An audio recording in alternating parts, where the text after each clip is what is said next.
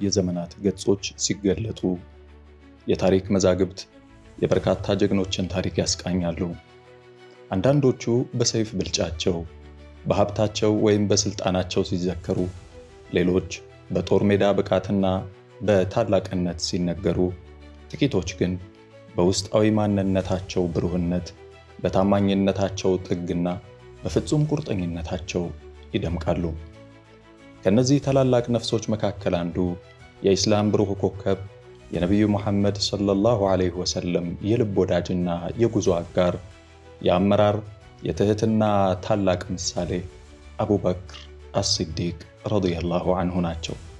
የእርሳቸው ታሪክ የኢማን፣ የጓደኝነት፣ የትህትና፣ የአመራር፣ የፍቅር፣ የቤተሰብ፣ የቸርነትና ከሁሉም በላይ ደግሞ የአላህ ፍጹም መሰጠት የታየበት ታሪክ ነው። ይህ ታሪክ ለዘመናት ሁሉ ሲወራ የኖረ ወደፊትም የሚወራ ትውልዶችን የሚያነሳሳ ዘላለማዊ የብርሃን ምሰሶ ነው።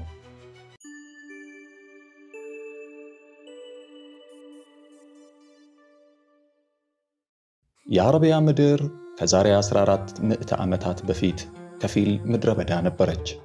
በዚያን ወቅት መካ የንግድና የመንፈሳዊ ማዕከል ነች። የንግድ ክፍለቶች ከአንዱ የዓለም ክፍል ወደ ሌላው የሚጓጓዙባት፣ የንግድ ልውውጥ የሚጧጧፍባት፣ የጣዖት አምልኮ ሥርዓት የሚፈጸምባት ምድር ነበረች። በዚህች ምድር የዝሆን ክስተት በሚል የሚታወቀው የአብርሃል አሽረም ዘመቻ ከተከሰተ ከ2 ዓመታት በኋላ ማለትም በ573 ዓመተ ልደት ገደማ ከመካ ታዋቂ ቤተሰቦች መካከል አንዱ በሆነው የበኑ ተይም ጎሳ ውስጥ አንድ ወንድ ልጅ ተወለደ። ስሙም አብዱላህ ኢብኑ አቢ ቁሐፋ ተባለ። የዚህ ሕፃን ወላጅ አባት አቡ ቁሐፋ ሲባሉ እናቱ ደግሞ ኡሙል ኸይር ሰልማ ቢንት ሰኽር ይባላሉ።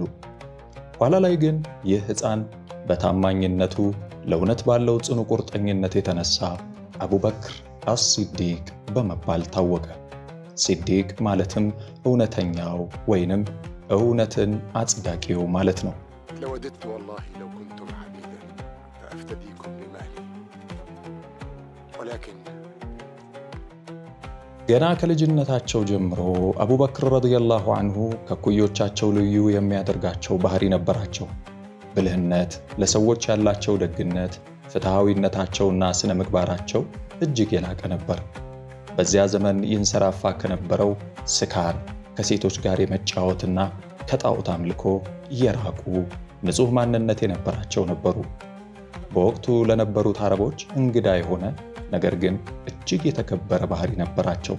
አካላዊ ገጽታቸው የሚያምርና የተዋበ፣ ቁመታቸው መካከለኛ መጠን ያሉ፣ ፊታቸው ላይ ቀላ ያለ ቀለም የሚታይባቸው፣ ትላልቅ ውብ አይኖች የነበሯቸው እንዲሁም ጢማቸው ብዙ ያልሆነና ደብዛዛ የነበረ፣ ፈገግታቸው ደግሞ እጅጉን ማራኪ የነበረ አይነግቡ ናቸው። በንግድ ሥራቸው እጅግ የተሳካላቸው ሲሆን ወደ ተለያዩ ሀገራት በመዘዋወር ከፍተኛ ንግድ የሚያንቀሳቅሱ ትሁት ነጋዴ ናቸው። ያገኙትን ሀብትም ለሌሎች ለመርዳትና መልካም ሥራዎችን ለመስራት ይጠቀሙበታል። የእሳቸው ቸርነት ገና ከእስልምና በፊት ቢሆን የታወቀ ነበር። የተቸገሩትን ይረዳሉ፣ የታመሙትን ይጠይቃሉ፣ ለሁሉም ደግነት ያሳያሉ። አቡበክርና ነብዩ መሐመድ ሰለላሁ ዐለይሂ ወሰለም የረጅም ጊዜ ወዳጅነት ነበራቸው። ገና በልጅነታቸው የተጀመረው ይህ ወዳጅነት በጋራ እሴቶች፣ በስነ ምግባር የበላይነትና በአስተዋይነት ላይ የተመሰረተ ነው። ነብዩ ከመልእክተኝነታቸው በፊትም አልአሚን ወይንም ታማኙ በመባል ይታወቁ እንደነበረው ሁሉ አቡበክርም በታማኝነታቸውና በቅንነታቸው የላቀ ስፍራ የነበራቸው ሰው ናቸው። ይህ ወዳጅነት ከዘመን በላይ የቆየ በታሪክ ውስጥ የማይረሳ ትስስር መሰረት ሆነ። በጃሂልያ ዘመን አቡበክር በመካ መሳፍንት ዘንድ የተከበሩ መስፍን፣ በዘር ቆጠራና መሰል ዕውቀቶች የመጠቁ ሊቅ እንዲሁም ትልቅ ትንሹን አክባሪ ነበሩ። ታዲያ በአንዱ ሌሊት በሕልማቸው ጨረቃ ከመካ ሰማይ ወርዳ የእሳቸው እቅፍ ውስጥ ስትገባ ተመለከቱ። ከዚያም ጨረቃዋ ከእቅፋቸው ወጥታ ከመካከል ሰማይ ላይ ስታበራ ሁሉም የፀሐይ ጨረሮች የደበዘዙ ያህል ሲጠፉ ታያቸው። ታዲያ ሌቱ ሲነጋ ወዲያውኑ ወደ የመናዊው ባህታዊ አቡ ሑበይብ ዘንድ ሄደው የሕልሙን ፍቺ ጠየቁ። ባህታዊውም ሕልሙን እንደሰሙ አንተ ሰው ከአረቢያ ምድር ላይ የሚነሳ አንድ ነቢይ አለ። ይህ ነቢይ እጅግ የተከበረ ይሆናል። አንተ የሕይወት አጋርና ተተኪው ትሆናለህ። ሕልምህም የሚያሳየው የእርሱ ብርሃንና ዕውቀት በእጆችህ በኩል እንደሚያበራ ነው በማለት ተንብየዋል። ይህ ሕልምና ፍቺው የአቡበክር ልብ ከእስልምና በፊትም ቢሆን ለመልእክቱ እንዲዘጋጁ አድርጓቸዋል። ይህ ትንቢት እውነት መሆኑን ደግሞ የእስልምና መምጣትና የነቢዩ መሐመድ የመልእክተኝነት መነሳት ያረጋገጠው ነው። ከዚህ በኋላ ዓመታት ነጎዱ። በመካ ምድር ላይ ጨለማ በገነነበት በዚያ ዘመን ከሂራ ዋሻ የእውነት ብርሃን ፈነጠቀ። በ610 ዓመተ ልደት ነቢዩ ሙሐመድ ሰለላሁ ዐለይሂ ወሰለም የአላህን የመጨረሻ መልእክት ይዘው ሲነሱ አንብብ የሚለው መለኮታዊ ቃል ተገለጠ። ይህ ታላቅ ጥሪ የሰው ልጆችን ከጣዖት አምልኮና ከጥንታዊ አጉል እምነቶች ወደ አንድ አምላክ አምልኮ የሚጠራ ነበር። ነገር ግን ነቢዩ ሙሐመድ መካ ውስጥ ተቀባይነት ለማግኘት ከባድ ትግል ገጠማቸው። ብዙዎች ተጠራጠሩ፣ አንዳንዶች ተቃወሙ፣ ጥቂቶች ደግሞ እስከ ሞት ድረስ ተዋጓቸው። በዚያ ወቅት ነቢዩ ሰለላሁ ዐለይሂ ወሰለም መከራን፣ ስደትንና መሳለቂያነትን አስተናገዱ። ነገር ግን አንድ ሰው ያለምንም ማመንታት ያለምንም ጥያቄ ወዲያውኑ የነቢዩን መልእክት ተቀበለ።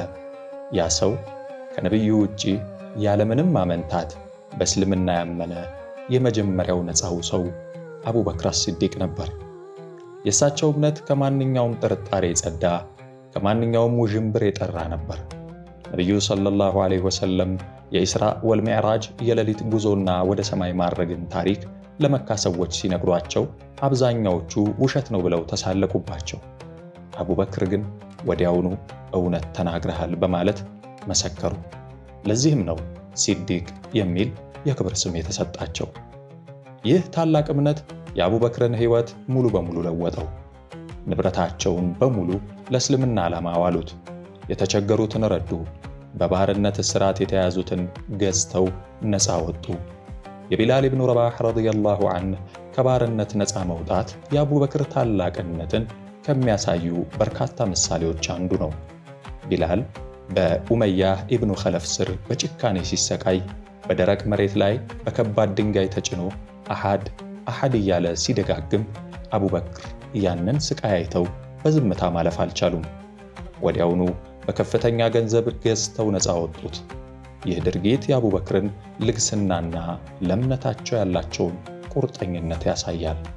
ነቢዩ ለዚህ ታላቅ ተግባራቸው አቡበክርን በእጅጉ አወድሰዋቸዋል። አቡበክር ረዲየላሁ ዐንሁ የነቢዩን መልእክት ለሌሎች በማዳረስ ግንባር ቀደም ሆነው ተንቀሳቀሱ። እስልምናን ከነቢዩ መሐመድ ከተቀበሉ የመጀመሪያዎቹ ሰዎች አንዱ ከመሆናቸውም በላይ ሌሎች በርካታ ሰዎችን ወደ እስልምና እንዲገቡ በማድረግ ትልቅ ሚና ተጫውተዋል። በአቡበክር ጥሪና ዳዕዋ የተነሳ እስልምናን ከተቀበሉ ታላላቅ ሰሃበቶች መካከል ዑስማን ብኑ ዓፋን፣ ዓብድራሕማን ብኑ ዐውፍ፣ ዘይድ ብኑ ልሓሪሳ፣ ጣልሓ ብኑ ዑበይድላህ፣ ዙበይር ብኑ ልዓዋም፣ አቡ ዑበይዳ፣ ዓምር ብኑ ልጀራህ ከብዙዎቹ ጥቂቶቹ ናቸው። ታዲያ ከመካ ጣዖት አምላኪዎች የሚመጣው ስደት ሲጠናከር አቡበክር በአቋማቸው ጸኑ። የነቢዩ መልእክት ለመከላከልና ለመደገፍም ከጎናቸው ቆሙ። የእርሳቸው ታማኝነትና ቁርጠኝነት ለመላው የሙስሊም ማህበረሰብ ተስፋና ጥንካሬ ሰጠ። የሙስሊሞች እንቅስቃሴ ሊቋቋሙት በማይችሉት ደረጃ ላይ ሲደርስ የመካ ቁረይሾች የነቢዩን ሰለላሁ ዐለይሂ ወሰለም ሕይወት ለማጥፋት ተስማሙ። በዚህ ወሳኝ ሰዓት አላህ ነቢዩ ሙሐመድንና ተከታዮቻቸውን ወደ መዲና እንዲጓዙ አዘዘ። ይህ ታላቅ ጉዞ ሂጅራ በመባል ይታወቃል። የሂጅራ ጉዞ የእስልምና ታሪክ መነሻ ነጥብ ሲሆን የኢስላማዊ መንግስት መመስረት ምዕራፍ ነው። በዚህ አስቸጋሪና አደገኛ ጉዞ ላይ ነቢዩ ሰለላሁ ዐለይሂ ወሰለም አቡበክር ረዲየላሁ ዐንሁን ብቸኛ አጋራቸው አድርገው መረጡ። ጉዞው ከባድ ነበር። የመካ ወታደሮች አሻራቸውን እየተከታተሉ አሳደዷቸው። ሁለቱም ከጠላቶቻቸው ለመሰተር ለ3 ቀናት በሰውሮ ዋሻ ውስጥ ተከልለው ቆዩ። ይህ አጋጣሚ የአቡበክርን ታላቅ ፍቅርና ታማኝነት በግልጽ ያሳየ ነው። ዋሻው ውስጥ ሲገቡ አቡበክር ዋሻው ውስጥ ሊኖር የሚችለውን ማንኛውንም አደጋ እንደ እባብና ጊንጥ ያሉ ነገሮችን ለማስወገድ ቀድመው ገቡ። ዋሻው ውስጥ በርካታ ቀዳዳዎችን ሲያዩ ቀዳዳዎቹን ልብሳቸውን እየቀደዱ ደፈኑ። አንድ ቀዳዳ ሲቀር ምንም የቀረ ልብስ ስለሌላቸው የእርሳቸው እግር ቢነደፍም ነብዩ እንዳይነደፉ በማሰብ የራሳቸውን እግር ቀዳዳው ላይ አስቀመጡት። ይህ ታሪክ የአቡበክርን ታላቅነት፣ መስዋዕትነትና የነብዩን ደህንነት የማስቀደም ፍላጎት ያሳያል። ነብዩ በዋሻው ውስጥ በሰላም እንቅልፍ ሲተኙ፣ አቡበክር ግን ነቅተው ይጠባበቁ ነበር። ይህ የጓደኝነትና የታማኝነት ምሳሌ በታሪክ መዝገብ ውስጥ ወርቃማ ስፍራ አለው። በዚህ አስቸጋሪ ጉዞ ላይ የአቡበክር ልጅ አስማ ለሁለቱም ምግብ በማቅረብና መረጃ በመስጠት ትልቅ አስተዋጽኦ አድርጋለች። እያንዳንዷ የሂጅራ እርምጃ የአቡበክርን ፍጹም መሰጠት ያሳየች ነበረች። መዲና ሲደርሱ አቡበክር የእስልምናን መንግስት ለመገንባትና ሙስሊም ማህበረሰቡን ለማጠናከር ጠንክረው ሰሩ። በሁሉም ውጊያዎች ከነብዩ ጋር ሆነው ተዋጉ። በበድር፣ በኡሑድ፣ በኸንደቅና በሌሎች ዘመቻዎች የአርአያነት ጀግንነት አሳዩ። ከጦር ሜዳ ውጪም ቢሆን አቡበክር የነብዩ የቅርብ አማካሪና የልብ ወዳጅ ነበሩ። የእሳቸው ድጋፍና ምክር የነብዩ ተልእኮ ስኬታማ እንዲሆን ወሳኝ ሚና ተጫውቷል። በሕይወታቸው ሙሉ ከነብዩ ጋር ሳይነጣጠሉ በፍቅር፣ በታማኝነት፣ በቅንነት አገልግለዋል። የአቡበክር ማንነት መገለጫ ከሆኑት ነገሮች አንዱ የቤተሰባቸው የእምነት ጉዞ ነው። ወደ እስልምና ከገቡ በኋላ መልእክቱን ለቤተሰቦቻቸው ለማድረስ የላቀ ጥረት አድርገዋል። በዚያን ጊዜ እስልምናን መቀበል ሞትን፣ ስደትንና ውርደትን የሚያስከትል ነበር። አቡበክር ግን ከቤተሰቦቻቸው ጀምሮ የእምነትን ብርሃን ለማብራት አልፈሩም። አቡበክር በርካታ ልጆች ነበሯቸው። ከነዚያ መካከል አብዱራህማን፣ አብዱላህ፣ ሙሐመድ፣ አስማ፣ አኢሻ ይገኙበታል። ልጆቻቸውም የእርሳቸውን ፈለግ ተከትለዋል። ታላቅ ልጃቸው አብዱላህ ኢብኑ አቢበክር በሂጅራ ወቅት የአባታቸውንና የነብዩን ዜና በመካ እየሰበሰበ በየቀኑ ወደ ዋሻው ያመጣ ነበር። ይህ አደገኛ ተግባር ቢሆንም ወጣቱ አብዱላህ በጀግንነት ፈጽሞታል። አንደኛዋ ሴት ልጃቸው አስማ ቢንት አቢበክር በሂጅራ ጉዞ ወቅት እንደ ወንድሟ ወሳኝ ሚና ተጫውታለች። ለነብዩና ለአባቷ ምግብ የምታቀርበው እሷ ነበረች። አንድ ቀን አስማ ምግብ ይዛ ወደ ዋሻው ስትሄድ ምግብ የምታስርበት ገመድ አጥታ ነበር። ወዲያውም የለበሰችውን መታጠቂያ ወይንም ኒጣቅ ለሁለት ቀዳ በመክፈል ተጠቀመችበት። ይህን ድርጊቷን የተመለከቱት ነብዩ ሙሐመድ ሰለላሁ ዐለይሂ ወሰለም በእሷ ድፍረትና ፈጣን ውሳኔ ተደንቀው ዛቱን ኒጣቀይን የሁለቱ መታጠቂያዎች ባለቤት የሚል ታላቅ ስም ሰጥተዋታል። ይህ ስያሜ ለእሷ ልዩ ክብርና ዕውቅና የሰጣት ሲሆን ጀግንነቷንም የሚያሳይ ነበር። ከሁሉም በላይ ግን የነብዩ ሙሐመድ ሰለላሁ ዐለይሂ ወሰለም ተወዳጅ ሚስት አኢሻ ረዲየላሁ ዐንሃ የአቡበክር ልጅ ነበረች። ይህ ትስስር የነብዩንና የአቡበክርን ወዳጅነት ይበልጥ አጠናክሮታል። አይሻ በእስልምና ታሪክ ውስጥ ትልቅ ቦታ ያላት ታላቅ ምሁርና ከነብዩ ብዙ ሐዲሶች ያስተላለፈች እመቤት ነበረች።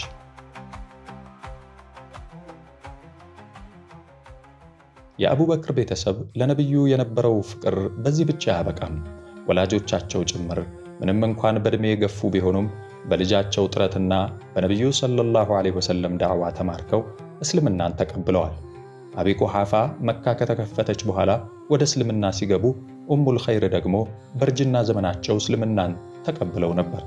የዚህ ቤተሰብ ታሪክ ለእስልምና ባላቸው ጥልቅ ፍቅር፣ መስዋዕትነትና አምላካቸውን ለማገልገል ባላቸው ቁርጠኝነት የተሞላ ነው። በ632 ዓመተ ልደት የሰው ዘር ታላቅ ኪሳራ አስተናገደ። የአላህ መልእክተኛ ነብዩ ሙሐመድ ሰለላሁ ዐለይሂ ወሰለም ወዲያኛው ዓለም ተሻገሩ። ይህ አሳዛኝ ክስተት ለሙስሊሙ ማህበረሰብ ከባድ ድንጋጤና ግራ መጋባት ፈጠረ። ብዙዎች ተስፋ ቆርጠው ተበታተኑ። አንዳንዶች ይህንን ሞት ሊቀበሉ አልቻሉም።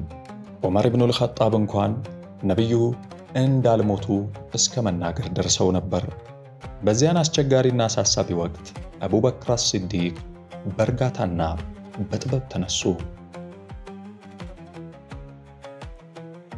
الحمد لله القاهر فوق عباده أما بعد فإنه من كان يعبد محمدا فإن محمدا قد مات ومن كان يعبد الله فإن الله حي لا يموت አቡበክር ረዲየላሁ ዐንሁ በሕዝብ ፊት ቆመው በታላቅ ጥበብና ቁርጠኝነት ንግግር አደረጉ። ንግግራቸውም የታሪክን ሂደት ለወጠ። ሙሐመድን ያመልክ የነበረ ሰው ካለ እነሆ ሙሐመድ ሞቷል። አላህን ያመልክ የነበረ ሰው ግን አላህ ሕያውና ሞት የማይነካው አምላክ ነው አሉ። ይህ ንግግር ሙስሊሞችን አረጋጋ፣ እንደገና እንዳደረጋቸው እንዲሁም የእስልምናን እምነት በግለሰቦች ሳይሆን በአላህ ላይ የተመሰረተ እንደሆነ አስረግጦ አሳየ። ይህ ጥልቅ ንግግር የሙእሚኖችን ልብ አብርቶ ከመበታተን ታደጋቸው። በአላህ ፍቃድ ሙስሊሞች አቡበክርን የመጀመሪያው የእስልምና ኸሊፋ አድርገው መረጧቸው። ይህ መሪነት በነቢዩ ምትክ የእስልምናን መንግሥት የመምራትና የመጠበቅ ትልቅ ኃላፊነት ነበር። የአቡበክር የሥልጣን ዘመን አጭር ቢሆንም እጅግ ወሳኝ በሆኑ ክስተቶች የተሞላ ነበር።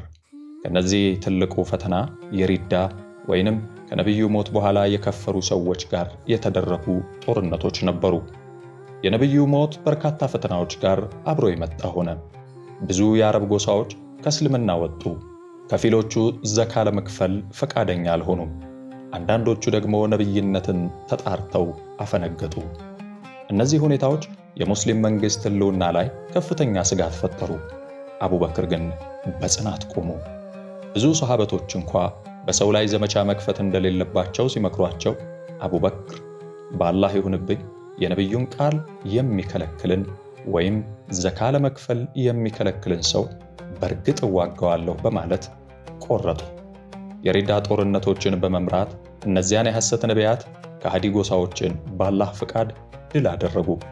የእርሳቸው ጽናትና የአመራር ብቃት እስልምናን ከመበታተን ታደገው፣ ሙስሊሞችንም ወደ አንድ ኃይል አጠናከራቸው። በሪዳ ጦርነቶች ወቅት ብዙ የቁርአን አዋቂዎች ወይንም ሐፊዞች ሞተው ነበር። ይህ አቡበክርን አሳሰባቸው።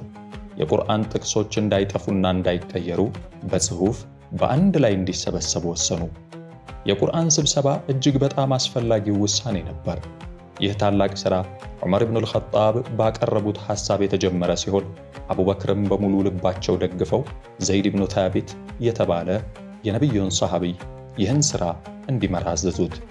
ዘይድ ሁሉንም የቁርአን ጥቅሶች ከዛፍ ቅጠሎች፣ ከድንጋይ ላይ፣ ከቆዳ ላይ በመሰብሰብ በአንድ መጽሐፍ እንዲቀመጥ አደረገ። ይህ ሥራ የቁርአን ቅዱስ መጽሐፍ ተሰብስቦ ተጽፎና ተጠብቆ ለትውልዶች እንዲተላለፍ ታላቅ አስተዋጽኦ አደረገ። በ23ኛው የሂጅራ ዓመት ጀማዱል አኺር ወር ላይ በ634 ዓመተ ልደት አቡበክር ታመሙ።